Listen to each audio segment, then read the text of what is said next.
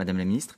Justement sur l'Afrique, il y a un pays, après le Mali, après la Centrafrique, le Burkina Faso, où s'exprime un sentiment anti-français. Le pouvoir burkinabé a adressé une lettre demandant le départ de l'ambassadeur de France.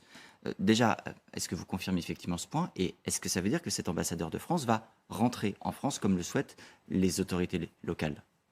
Alors, là-dessus, vous avez vu qu'hier, le Quai d'Orsay a confirmé que nous avions reçu une lettre au contenu inhabituel qui encourageait plutôt à la nomination d'un autre ambassadeur. Je ne vais pas en livrer les termes, puisque nous n'avons pas à le faire, et je ne crois pas qu'il va faire de réponse publiquement à un courrier qui est au demeurant un courrier qui reste privé.